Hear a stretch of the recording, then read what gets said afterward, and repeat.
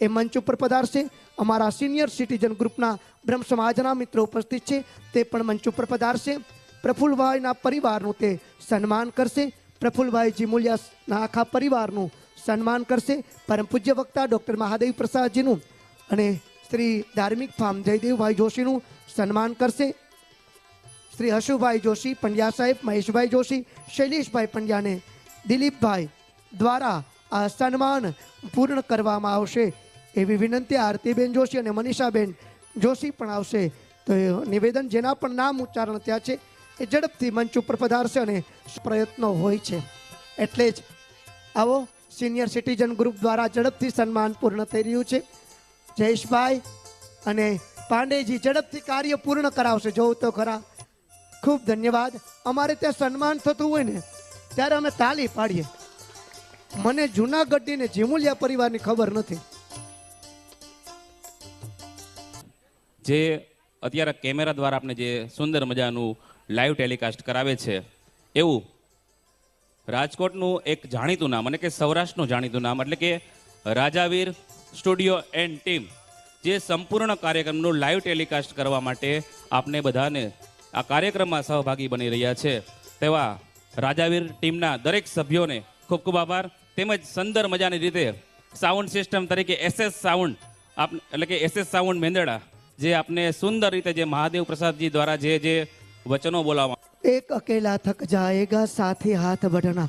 એકલો માણા કેટલું કામ કરશે, થાકી જશે, પણ ઝુકે ના તું, રૂકે ના તું।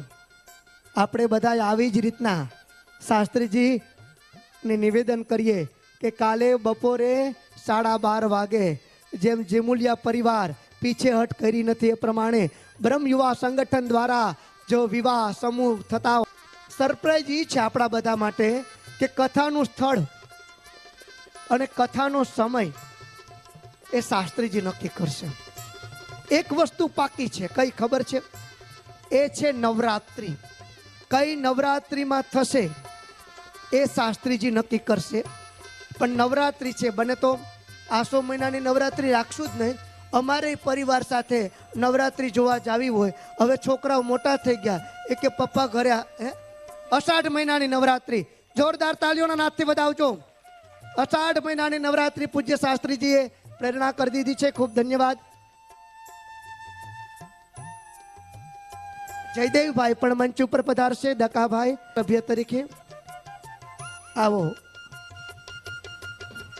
અમારો યજમાન પરિવાર લગભગ સન્માન પૂર્ણ કરી, લગભગ કઈ બાકી નથી ને તમારું? આવો ગિરનારી ગ્રુપ। અરે ગિરનારમાં આવીએ અને ગિરનારી ગ્રુપ બાકી રહ્યું બને? તમારે તો સંભળાય છે, કેદાર રાગ સંભળાય છે। દામોકુંડમાં જાય ને તો એવી પવિત્ર ભૂમિ રાધા દામોદરજીની અને ગિરનારી ગ્રુપ દ્વારા અહીં સન્માન કરી રહ્યા છે। આવો મિત્રો પધારો, પૂજ્ય શાસ્ત્રીજીના રૂડા આશીર્વાદ પ્રાપ્ત કરો। આવો પધારો, યજમાન પરિવાર।